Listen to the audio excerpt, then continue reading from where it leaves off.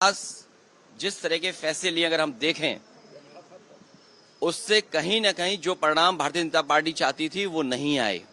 Bharatiya Janata party का हर फैसला vote के लिए, अपने लोगों को खुश करने के लिए। ये वक्फ बिल के खिलाफ समाजवादी पार्टी है, पहले भी थी, आगे भी रहेगी। जिस तरह के संशोधन भारतीय जनता पार्टी कर रही है, वो पूरा कंट्रोल अपने पास चाहते हैं। जो एडमिनिस्ट्रेटिव पावर है वो पूरा का पूरा अपने पास रखना चाहते हैं। इस देश ने वो समय भी देखा है कि जिस समय एडमिनिस्ट्रेटिव गलत फैसले की वजह से भारत की जो संस्कृति रही, भाईचारा रहा, उसके खिलाफ खाई पैदा की है। और अगर हम इनका जो फैसले लिए अगर पलट करके देखें, एंग्लो इंडियन बिल जिसमें कि सदस्य एक बनता था, चुन करके आता, वो अपॉइंट होता था, वो बिल ले लिया वापस, वो आरक्षण छीन लिया। आरक्षण एंग्लो इंडियन का छीना, नोटबंदी से रुपया छीना, लेकिन भ्रष्टाचार बढ़ गया, रुपए आज भी निकल रहे हैं। जीएसटी कानून लाए, उधर व्यापारियों का सब कुछ छिन गया, दिन भर वो केवल जीएसटी का चक्कर काट रहे हैं।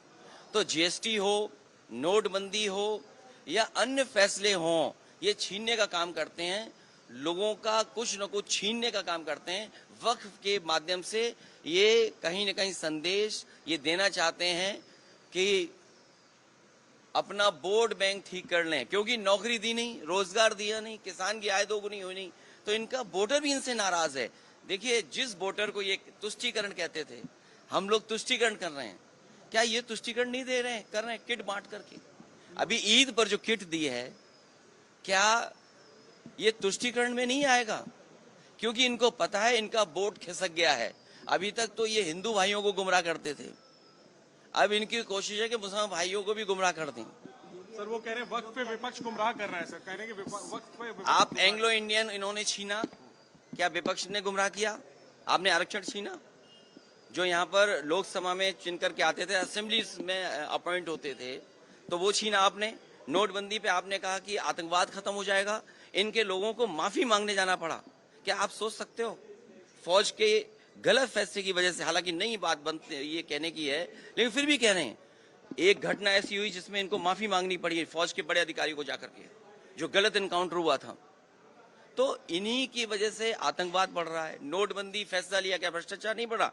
एक व्यापारी उत्तर प्रदेश में, जिसके इत्र व्यापारी था, कारोबारी, 250 करोड़ रुपए निकला था नोटबंदी के बाद, और ये कहा गया समाजवादी पार्टी का है। जब इनकी बदनामी हुई, इनका फैसला गलत हुआ, इन्होंने अपनी बदनामी छिपाने के लिए समाजवादी पार्टी के जो पूर्व एमएलसी, उसके घर पे छापा मारा। तो जीएसटी सरलीकरण कह रहे थे, इसी लोकसभा में आजादी की तरह जश्न मना था जीएसटी का। जीएसटी से क्या व्यापारी संतुष्ट है? जीएसटी से करप्शन बढ़ा, महंगाई बढ़ी, और व्यापारी के सामने संकट पैदा हो गया। योगी आदित्यनाथ जी का कहना है कि शरद की जो नमाज है, वो नमाज पढ़ने की जगह नहीं है। उनको जिस तरह से 66 करोड़ मुस्लिम आए, देखिए, वो अनुशासन का पालन किया, हिंदू आए, और जिस तरह से धार्मिक अनुशासन का पालन किया, उससे उनको सीख लेनी चाहिए।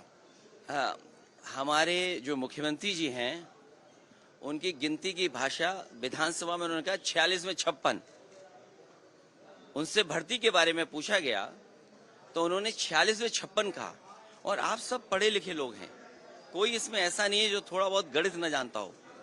66 करोड़ लोगों का आना, मैंने मान लिया, स्वीकार कर लिया कि आए हैं, लेकिन क्या ये फिगर सही है? अगर 66 करोड़ लोग गिन सकते हैं ये लोग, तो बताओ, जो 1000 हिंदू भाई श्रद्धालु खोए हैं, लगभग 1000 हिंदू भाई श्रद्धालु जो खोए हैं, उसकी गिनती, उसके नाम अभी तक सरकार नहीं बता पा रही है।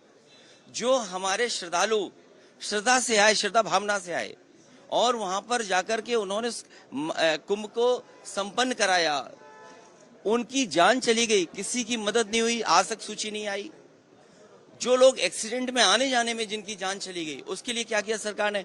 जो हिंदू भाई 1000 खो गए, वो गिनती नहीं बता पा रहे हैं। जो मर गए, उनका नाम नहीं बता पा रहे हैं, और 66 करोड़ गिन लिए। और तब जब इन्होंने कहा कि डिजिटल कुंभ है, ड्रोन कैमरे हैं, सीसीटीवी है, मैं तो दावा करता हूं, मैं कहता हूं आपसे भी, इसमें आप भी सहयोग और मदद करें कि जो सीसीटीवी पे आया होगा भगदड़, क्या सरकार ने जारी किया उसको? और फिर सरकार की जांच में कहा गया कि जो संगम नोज है, त्रिवेणी है, वहां पर घटना के समय पर कुछ हजार ही मोबाइल नेटवर्क में आए थे। अगर मैं उन्हीं का स्टेटमेंट कहना मान लूं तो 50,000 लोग, 1 लाख लोग। सोचिए, जो सरकार 100 करोड़ का इंतजाम कर रही थी, वो 1 लाख लोगों को सुविधा नहीं दे पाई, जिससे भगदड़ जान चली गई। जान जाने वालों का नाम नहीं बता पा रहे हैं। ये सब इसलिए हो रहा है क्योंकि इन्हें बेरोजगारी की फिगर नहीं देना है, इन्हें महंगाई के बारे में चर्चा नहीं करनी है। किसान की आय दोगुनी हो, ये मैंने नहीं कहा, ये बीजेपी ने कहा किसान की आय दोगुनी होगी। इन्होंने मूंगफली नहीं खरीदी, सरसों के तेल वाले को कोई लाभ नहीं पहुंचाया, विदेशी सरसों तेल खा रहे हैं सब लोग। तो ये जो तमाम नाकामी है उसको छिपाने के लिए करें। और आज ही एक सर्वे आया है, सर्वे जो आया है उसमें उत्तर प्रदेश आखिरी है। एक बहुत प्रतिष्ठित मैगजीन ने सर्वे किया है सभी स्टेट्स का, और उसमें सबसे आखिरी में कोई दिखाई दे रहा है तो वो हमारा उत्तर प्रदेश है। और देखिए, इतिहास वही पलटना चाहिए जिस इतिहास से भविष्य बनता हो, वरना इतिहास को इतिहास ही रहने देना चाहिए। और सोचिए, ये एक सड़क पे नवाज की बात नहीं है। मैंने अधिकारी से पूछा, आईपीएस अधिकारी थे, कि ये बताओ, ये मुझे क्यों नहीं जाने दे रहे हो ईद के कार्यक्रम में? उनके पास कोई जवाब नहीं था। मुझे खुद ये कभी परंपरा नहीं रही है कि किसी सरकार के मुख्यमंत्री, एक्स चीफ मिनिस्टर को रोका जाए। इन्होंने ईद में नहीं शामिल हो, हम लोगों को रोका गया और इशू बने, क्योंकि इन्हें सूट करता है ये चीज कि ये इशू बने। ये जो किट बांटी जा रही है, आप समझ लीजिए, किट इसलिए बांटी जा रही है क्योंकि हिंदू भाई जाग गए हैं, पीडीए परिवार जाग गया। रामजी सुमन जी का घर तोड़ दोगे? हिटलर ने जो ट्रूपर्स बनाए थे, ये वही ट्रूपर्स हैं करणी सेना बीजेपी के, ये बीजेपी के नेता हैं। अगर वीडियो वो देख लो, एक बीजेपी का नेता मुझे क्या गाली दे रहा है, मेरा डीएनए पूछ रहा है। अरे मेरा डीएनए पूछ रहे हो, तुम अपना डीएनए टेस्ट क्यों नहीं कराते हो? अपना डीएनए टेस्ट भी करा लो।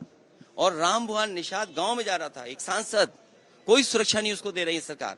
ये सरकार जिस तरीके से हिटलर ने ट्रूपर्स बना करके पॉलिटिकल लोगों को सबक सिखाता था, उसी तरह ये करणी सेना भारतीय जनता पार्टी के ये हिटलर के ट्रूपर्स की तरह काम कर रहे हैं। वो सोचिए, मुख्यमंत्री हो, कई थाने में बुलडोजर लेकर के चले जाए, तो बुलडोजर चला कौन रहा है?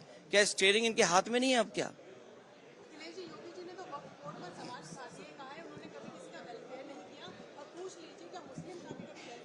वो किसका वेलफेयर कर रहे हैं? मुख्यमंत्री जी किसका वेलफेयर कर रहे हैं?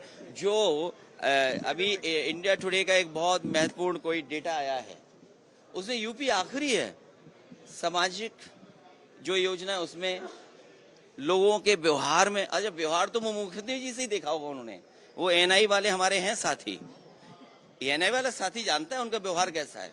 और अगर आप देखना चाहें तो आर्काइव में देख लीजिए आप, तो आप उसमें नहीं बोलेंगे। जो आंकड़ों में उत्तर प्रदेश आखिरी है, नौकरी नहीं दे पा रहे हैं, रोजगार नहीं दे पा रहे हैं। जो कुंभ में लोग आए हैं उनकी गिनती ही नहीं मुख्यमंत्री जी बता पा रहे हैं।